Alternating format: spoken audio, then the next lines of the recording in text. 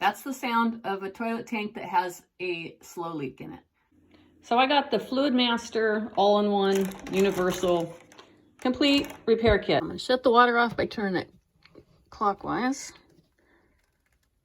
Second, flush the toilet. Don't be grossed out. It's just hard mineral water because I live in the country. Obviously all the water did not go out. So I am going to get a sponge and some towels and soak up the rest of that water in there so it's dry. So now that all the water's out of the tank, I'm going to disconnect the water line here. All right, that looks like it's working pretty good. I think once I get it started, am I tightening it or loosen it? Oh, there, I'm loosening it. Okay.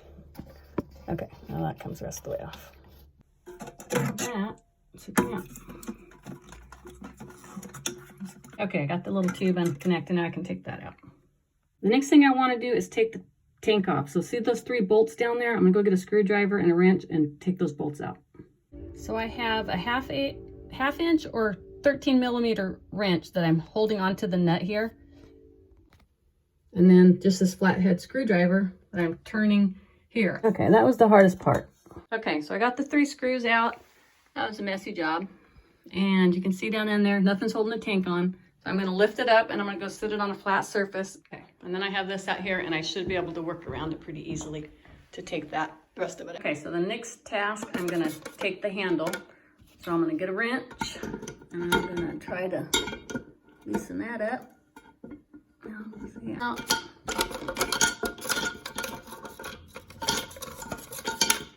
okay, so that takes the handle out. I'm gonna have to work from down here. So, all right, that was just a rubber flange, gross. All right, and then this thing, all right, lefty. So I'm probably gonna need a wrench for that. Okay, here we go. That's what the big old pipe wrench is for. Once you get it loose enough. Okay, geez, that was the hardest part. So, you know, all of these do-it-yourself projects, they're always pretty easy until you strip something out or you don't have the right tool. But it's not quite so fun. I'm just really lucky to have a neighbor I could borrow a pipe wrench from because I could not have done this job without it. Okay, so once you get that, then everything's taken off. So now I can start getting it, clean it up a little bit and get it ready to put it back together. Took everything out of the box and I'm looking at what needs to go back in. All right, first I have to take, not just the flange, but I have to take this off too. I'm gonna do the same thing with this. So these were in the little baggies and I'm guessing that this is the stuff that goes on that. I put this little rubber flange on here before I put it in the tank. Now I'm gonna put it in the tank and screw it in. Make sure when you put it in there, you put it facing the right way so the little valve thing is pointing towards the little pipe thing. And then, I'm not gonna do it all the way yet because I think I've got some adjusting to do in there. And then I'm gonna do the same thing here. I'm just gonna put that on loosely.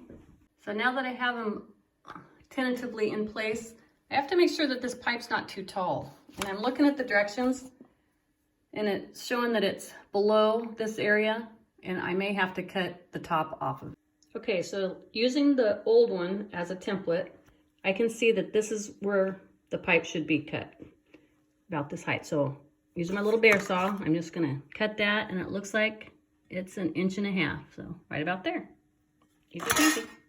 That little saw is handy. It cut right through this, or it's cutting right through it really easy. So good score on that saw. Okay, I got it back in the tank.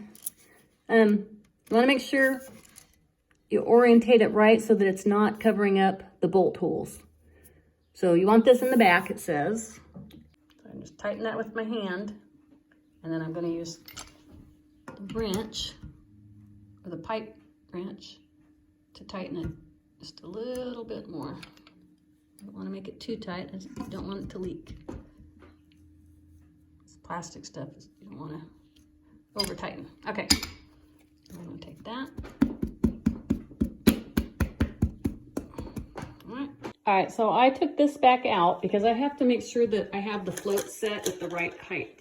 So I'm gonna measure it. I'm gonna compare it to where the old one was. And then you twist this, and then it raises it. See how this one is raised? Okay, so if I have them standing side by side, It's about the right height. So now I can put the float back in, tighten it up. Okay, I'm just gonna tighten this as tight as I can with my hand and call it good. And I'm gonna put this on there.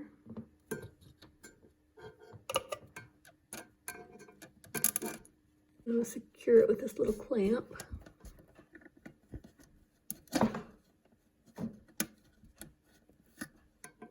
Alright, and then I gotta do something with this end. And that is this thing. So I'll take that other wrapper. So that goes in there, and then secure it with the little clamp. Once that's attached, and this gets clamped onto the side of it. Okay, that's what it looks like afterwards. Next, we're gonna install the lever. So take this bolt off. Okay. Put it in there.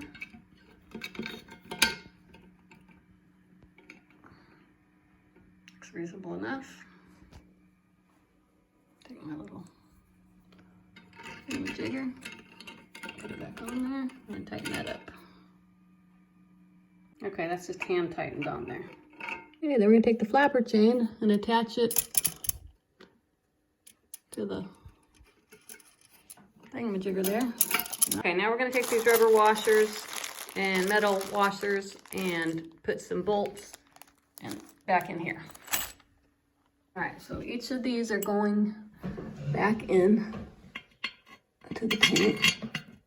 So I'm ready to take the tank and go sit it back on the bowl. Here I come to save the day. Okay, got it set back on there.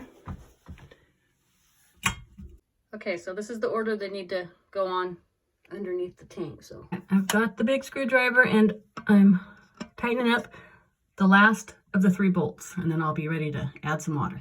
So they're all 3 in there and the tank is solid again. Wow, that's awesome. All right, let's see what's next. Whew.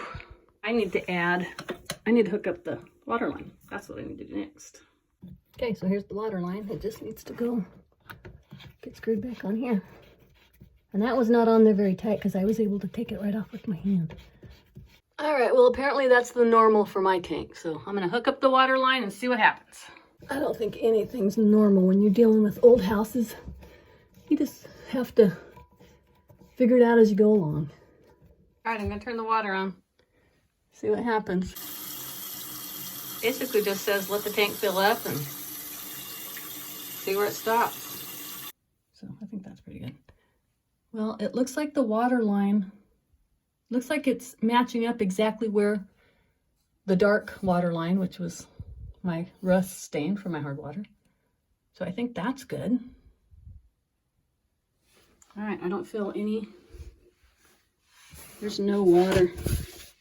There's no water under here. I don't feel any wetness anywhere. So I think I'm just gonna try to flush it and see what happens. All right, here we go. Okay, we're gonna do it. I think it's doing it. I think it's working. Well, I don't hear it running. Okay, if I can do this, you can do it. You can watch my video, you can watch any other YouTube video.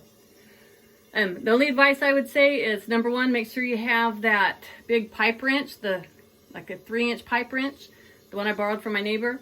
And make sure before you start that you count all the nuts and bolts. Make sure you have enough. I mean, that was kind of, I just lucked out that I still had the ones that came off. And I was lucky that I didn't strip them out, taking them out. So, hey, there it goes. All right, it quit running. I think it's a job done, and thanks for watching. One last thing I had to do is I shortened the chain on the lever, on the flush lever, so that I didn't have to hold the handle down to get it to flush properly. That was what was wrong with it. So, other than that, she's working great. Now I just need to figure out who's making dinner. I'm hungry.